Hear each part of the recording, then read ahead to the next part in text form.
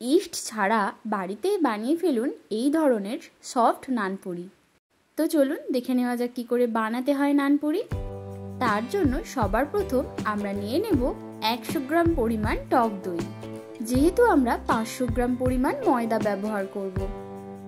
এবার দিয়ে দেব 1 চামচ পরিমাণ চিনি ও স্বাদ মতো নুন। তারপর দিয়ে দেব হাফ চামচ পরিমাণ বেকিং পাউডার। 2 থেকে 3 চামচ আমরা গুঁড়ো দুধ ব্যবহার করেছি, এখানে আমরা একটা ছোট বাটির মাধ্যমে দিয়েছি। 2 থেকে 3 চামচ সাদা তেল, এটাও আমরা এখানে একটি বাটির মাধ্যমে ব্যবহার করেছি। সবগুলো দেওয়া হয়ে গেলে এভাবেই হালকা হাতে মিক্স করে নিতে হবে। আর দিয়ে দিতে হবে 500 গ্রাম পরিমাণ ময়দা।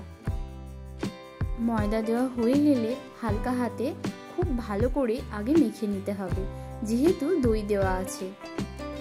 প্রথমেই আমরা কিন্তু জল দিয়ে মেখে নেব না, আগে খুব ভালো করে দইটা যেহেতু আছে মেখে নেব, তারপর আমরা জল দেব। জলটা কিন্তু এখানে গরম জল ব্যবহার করতে হবে। আপনারা চাইলে গরম দুধও ব্যবহার করতে পারেন। মাথায় রাখতে হবে মাখাটা যেন খুব শক্ত না হয়, যেন একটু নরমের ওপর দিয়েই হয়। এবার আমরা হাতে নিয়ে নেব সাদা তেল, সেই তেলটি ময়দার ওপর ভালো করে মাখিয়ে নেব। আপনারাও বাড়িতে বানান, আর কেমন হলো আমাদের তা অবশ্যই কমেন্টে জানান। ভিডিওটি ভালো লাগলে লাইক ও সাবস্ক্রাইব করে পাশে থাকার অনুরোধ রইল। এইভাবে বেশ কিছুক্ষণ ঢাকনা দিয়ে রাখা ছিল।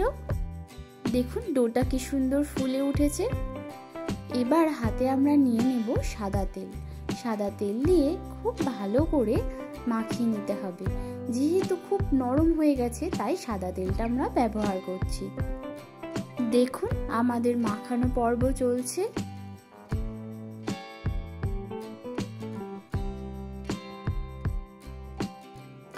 এবার লেচি কেটে নেবার পালা। এখানে লেচিটা আমরা একটু বড় বড় করে নেব। দুটো লুচি করতে গেলে যে পরিমাণ লেচি লাগে, ঠিক এখানে একটি নানপুরি করতে গেলে সেই পরিমাণ লেচি লাগবে।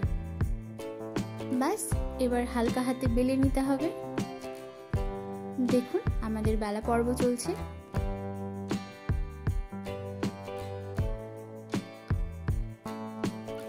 আমরা আগে থেকে কড়াইতে তেল গরম করতে দিয়ে দেব। তেলটা গরম হয়ে গেলে এক এক করে আমরা নানপুরিগুলো ভেজে নেব। দেখুন আমরা নানপুরিগুলো ওপর থেকে একটি ছান্তি দিয়ে হালকাভাবে যদি আমরা চেপে ধরতে পারি, তাহলে নানপুরিটা ফুলে উঠবে। ব্যাস, এবার এপিট ওপিট করে ভেজে নিতে হবে। দেখুন আমাদের ভাজা পর্ব চলছে। এভাবেই আমরা বেশ কয়েকটি নানপুরি ভেজে নেব। নানপুরি কিন্তু আমরা চাইলে ভেজ ও নন ভেজ এই দুটির সাথে খেতে পারি।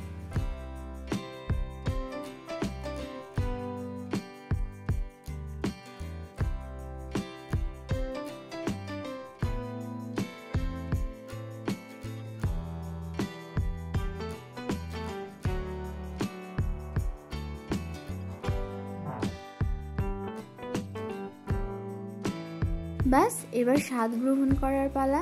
দেখুন কতটা সফট হয়েছে। আজ তাহলে এই পর্যন্তই, দেখা হবে নতুন কোনো একটি রেসিপি নিয়ে। ভিডিওটি ভালো লাগলে পাশে থাকার অনুরোধ রইল।